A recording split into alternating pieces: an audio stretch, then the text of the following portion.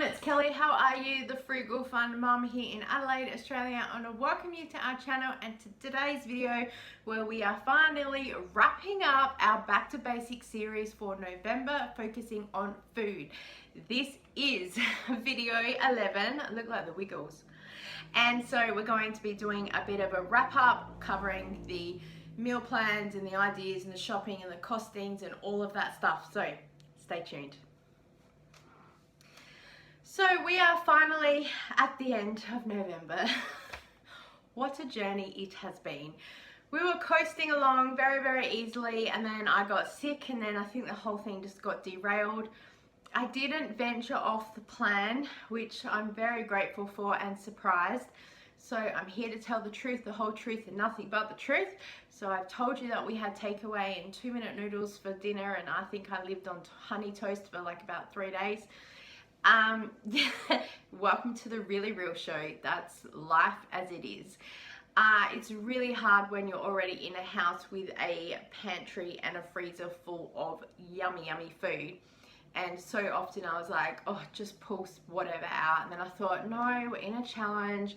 And plus we really want to make sure that we use some of this food, especially the fresh fruit and veg and things like that, to get it through. So yes, we got there in the end. Towards the end of the month, again, we were struggling a little bit because we're trying to wrap up into school things and other bits and pieces, and you just run out of time and energy and steam. But you know what?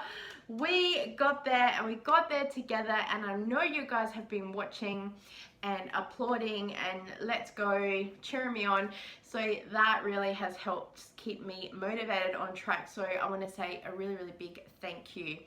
There was going to be 12 videos in this series, so today was going to be the overall what's for dinner, but when I looked back at the footage, I had like 2 things filmed because we've just repeated all the meals pretty much all over again. It wasn't intentional. We did plan to space a few things out, and I'll show you guys in a minute how that looked like, because I had a bit of a meal list idea, but by the time it kind of came to cooking it or whatever, we just repeated a whole lot of stuff. So it is what it is, and yeah, so we'll go from there. So I'm going to turn you around. I'm going to show you the meal plan that we had, the messy one and the really good looking one, the leftovers we've had, and then come back and we're going to go through costing and some other things and some wrap up ideas and stuff like that. Let's go. Alright guys, so here is the messy meal plan, and I'll take you through the neat one in a minute.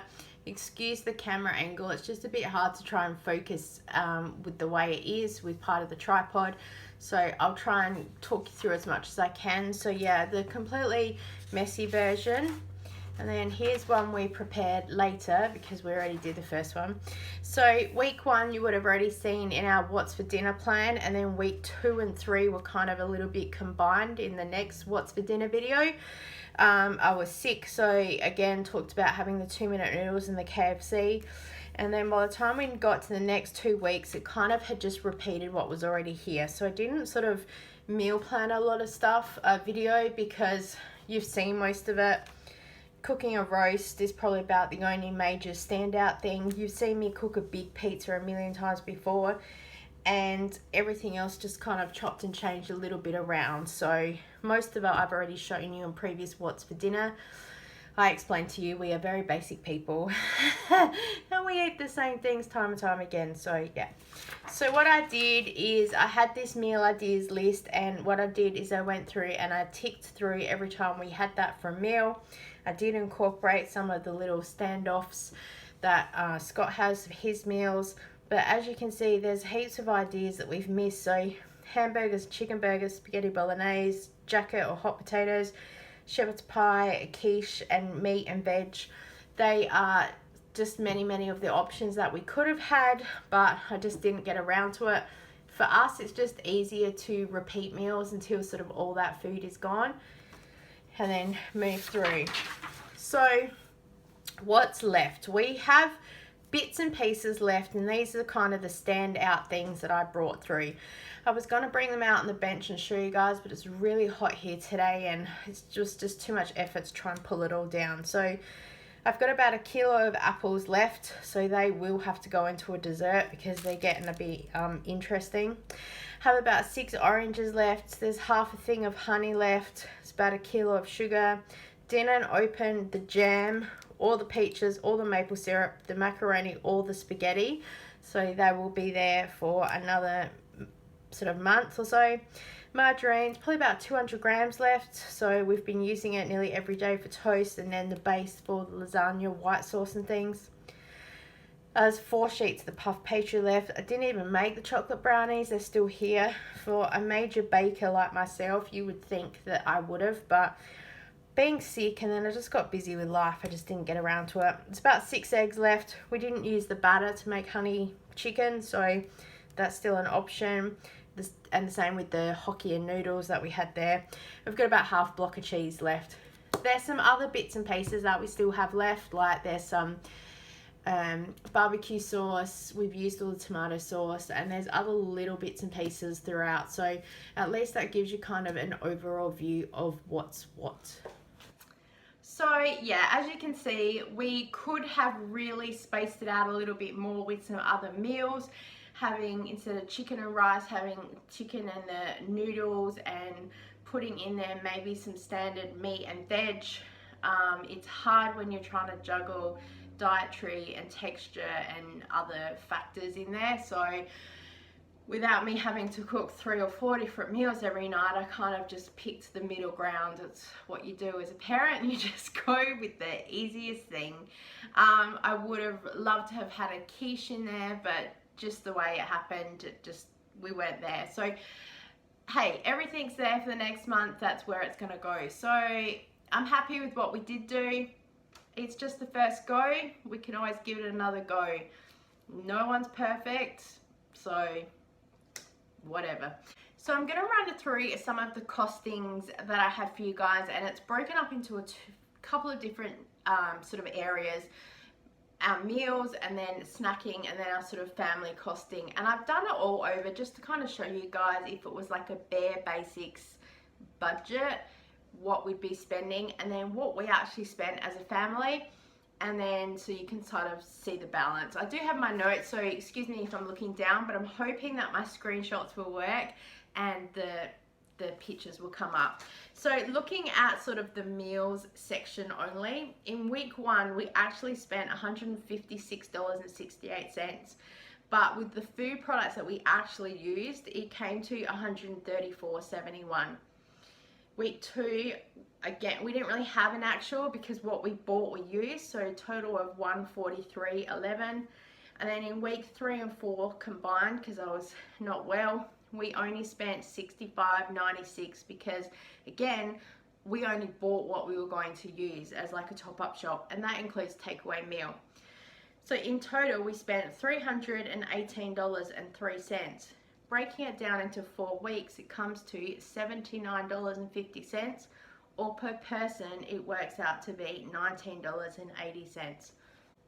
So if you look at that costing, I think that's pretty good for a family of 4, especially as I've said, we had to cover some dietary and sensory and texture needs with foods, and we've had meat in there and other things too. So I think we've done pretty well for covering ourselves for a whole month. Remember, I'm focusing just on meals because we are a snacky family, so there were lots of other things we bought, and we're going to go through that now. So let's go through the overall spending with the snacks and everything else.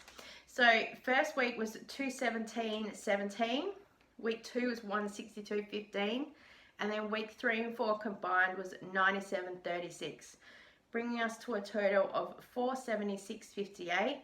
So it works out to be $119.15 per week, or $29.78 per person. So it's nearly doubled for adding in the snacks and everything else compared to the basic foods. But I still think that that's pretty good. I was quite controlling with the snacks and stuff. There wasn't any chocolate and massive ice cream and other bits and pieces in there. I just kind of kept to our everyday recesses and lunch and basic things. As I said, we did run out of time and energy to cook some of the dessert based things, so we probably would have used up a lot more stuff there, but I'm keeping it real, and I'm telling you guys that we didn't get around to stuff because we got busy and life got in the way, and that's okay. So there you go.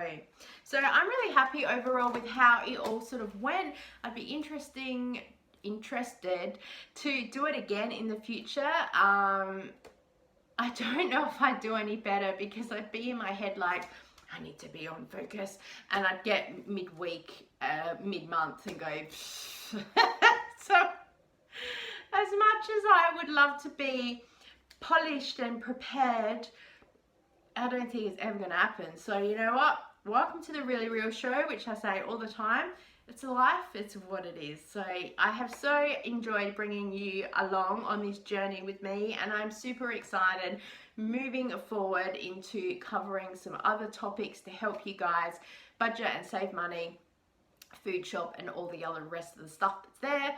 So if you have enjoyed this series, please give this video a thumbs up and leave me a comment below and tell me what is the biggest takeaway that you got from this series, or what you've enjoyed the most. I so appreciate your time here. I would love it if you would subscribe to the channel, because as I said, we have lots and lots of stuff coming up, and we have December, so that's exciting. I'm not sure if I'm going to do Vlogmas yet. I kind of did Vlogmas back in sort of August and September because we were in lockdown, and then I just kept having content day after day after day. So I've kind of done a whole lot of that, and now we're in December.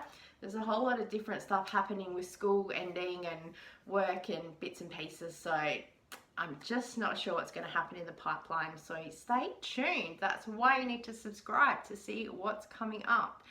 Thank you so much for your time today. I so appreciate it, and as always, I look forward to seeing you next time. Bye!